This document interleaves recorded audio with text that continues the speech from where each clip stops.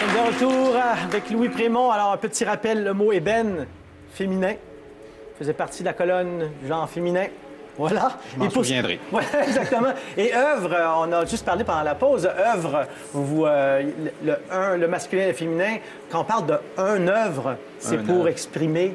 Ça peut exprimer l'œuvre au sens artistique d'un artiste. Ça peut être aussi le grand œuvre des alchimistes. Voilà, exactement. Et on est maintenant à une étape importante.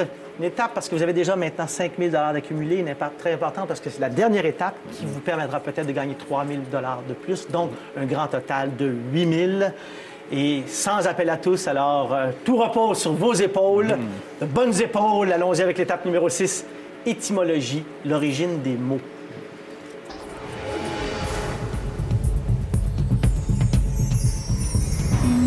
Comme on le sait, il y a un certain nombre d'anglicismes dans la langue populaire de chez nous. Par exemple, on va caller off de la job parce que le boss est cheap. Tant pis si on est éclairé. Et comme vous allez le voir, ce phénomène n'est pas unique au Québec. Excusez-moi, j'atterris à peine. Je suis encore un peu sur le jet lag, mais déjà, j'adore les Québécois. C'est tellement plus cool ici. Il y a 3 jours, j'étais dans l'avion, en first, of course. Après une super prise de bec avec le ticketing, je vous raconte pas. Depuis, c'est non-stop. Je suis overbooké. Les meetings, les castings, les briefings, ça me trouve. Faut que je relaxe. Lundi, faut que je sois top. J'ai un planning d'enfer avec les sponsors. Faut préparer les interviews, les castings, faire un max de buzz. Ouf! Je ne sais pas si je vais avoir le temps de faire tout ça. Heureusement, vous êtes tout simplement charmant. Si. Mais permettez-moi un petit conseil. Ne soyez surtout pas vexés, mais il faut que je vous dise, à vouloir trop bien parler, vous êtes coincé. Et pas du tout tendance. Utilisez courriel au lieu de mail. Dire stationnement plutôt que parking ou fin de semaine au lieu de week-end. C'est pas très people tout ça. Lighten up. Allez, je file, je vous donne des news bientôt. Cheers.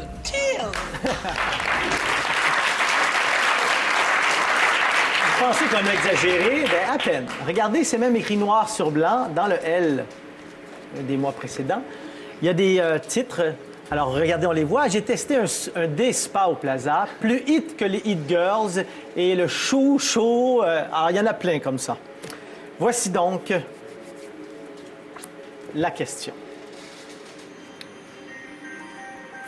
Dans cette dernière étape, on sait bien que le français est issu d'une langue, est issu du latin. Mais le latin n'est pas l'unique source de la langue française.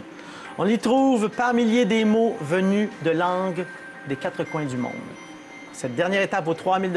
Je vais vous lire 6 phrases.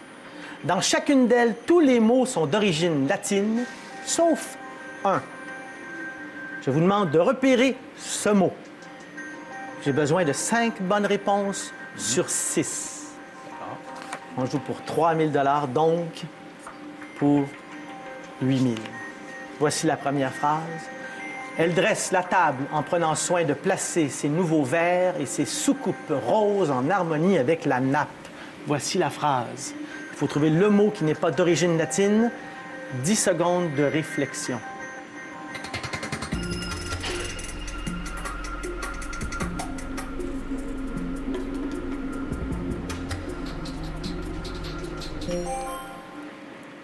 Si je me souviens bien, l'adjectif rose est d'origine inconnue. La réponse qu'on accepte, c'est la réponse soucoupe, qui provient de l'origine italienne, sottocoppa. Il faut réussir les autres. Deuxième question. Il est beau, grand, musclé, romantique, charmant, ponctuel, mais il ne veut pas se marier pour l'instant. Il est beau, grand, musclé, romantique, charmant, ponctuel, mais il ne veut pas se marier pour l'instant. 10 secondes. Quel mot n'est pas d'origine latine?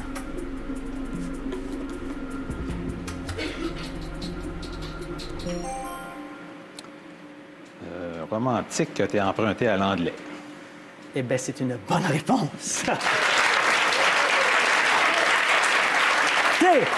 Soyez conscients que il faut qu'il sache, qu'il connaisse les origines de chaque mot. Extraordinaire. Ne serait-ce que cette réponse-là, chapeau. Troisième, pour déjeuner, il mange un œuf mollet et un croissant avec du beurre. Pour déjeuner, il mange un œuf mollet et un croissant avec du beurre, 10 secondes.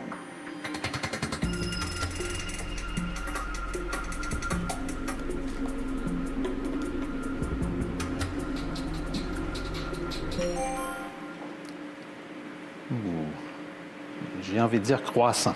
Vous faites bien. On poursuit. Au marché, elle acheta des pommes, des poires, des mûres et des pamplemousses. Quel est le mot qui n'est pas d'origine latine? 10 secondes. Au marché, elle acheta des pommes, des poires, des mûres et des pamplemousses. Quel mot n'est pas d'origine latine?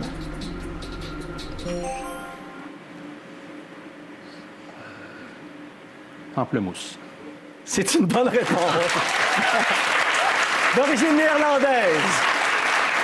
5e question. Lorsqu'elle cuisine, elle utilise plusieurs ingrédients tels que la levure, la cassonade, la farine, un peu de sel et de la graisse. 10 secondes.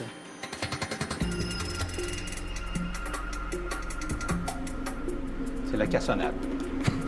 C'est une bonne réponse.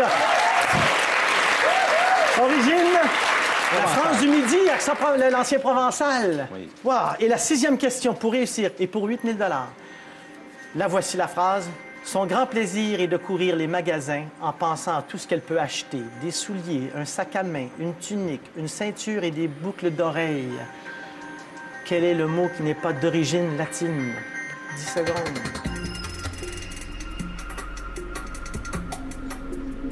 C'est magasin. C'est magasin! Bravo! Oh là là! 8 000 $ étape réussie! Wow! Incroyable! Incroyable! J'en reviens pas. Fabuleux. Alors, d'origine arabe, c'est ça. Bravo. Alors, écoutez, je me repose. Reposez-vous, reposez-vous. On se retrouve pour la question prime après la pause. À tout de suite. Wow! Wow!